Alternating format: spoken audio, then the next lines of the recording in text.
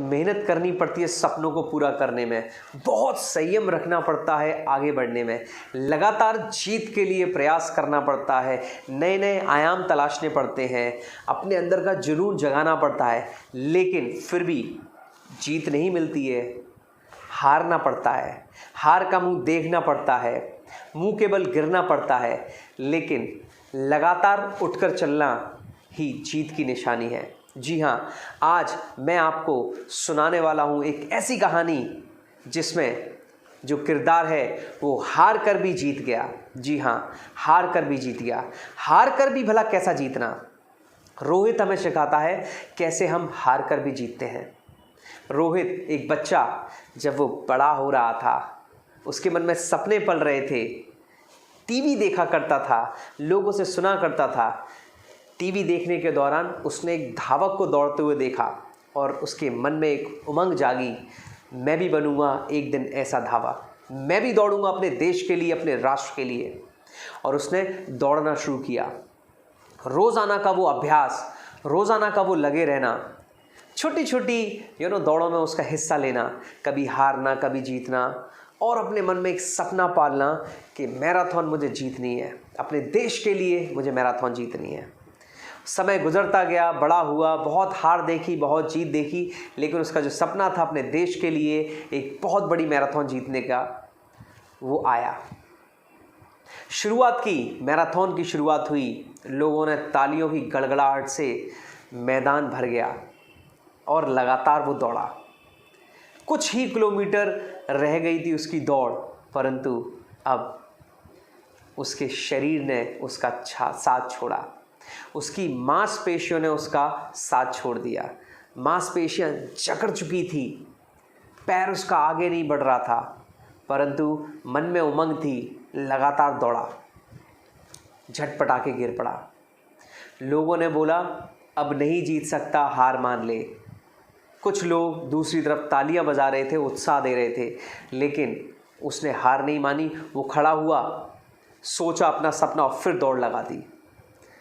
कुछ ही चंद ही मिनटों बाद फिर वो गिर पड़ा और मन में उसके उमंग थी जीतने की, कहीं ना कहीं वो टूटने लगी। साहस जुटा रहा था, लेकिन सपना उसका उसे टूटने नहीं दे रहा था। शरीर टूट चुका था, हार चुका था, लेकिन मन उसका जीता हुआ था। काफ़ी समय हुआ, घंटा हुआ, 2 घंटे हुए, 3 घंटे हुए, रेंगते हुए वो जा रहा था। 1 या 2 किलोमीटर उसकी दौड़ रह गई थी।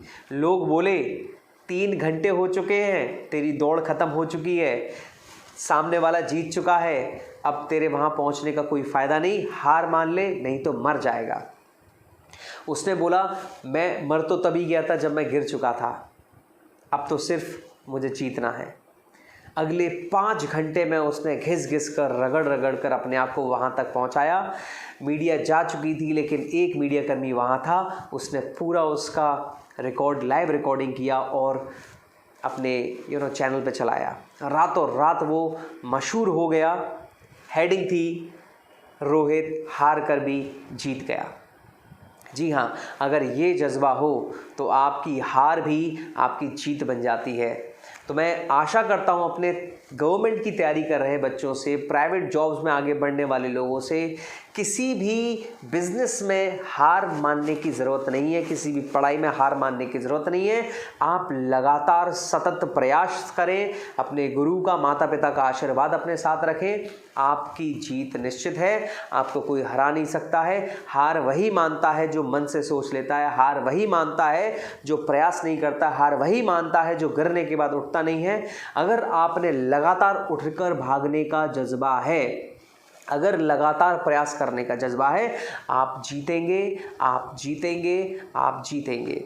मैं चाहूँगा आप कमेंट में मुझे इस कहानी का नाम अपने अनुसार लिख करके बताएं, और अगर आपको लगता है ये कहानी आपके लिए और सभी के लिए प्रेरणादायक है तो इसे कोशिश करिएगा शेयर करने की और लोगों तक ज़रूर पहुंचाइए।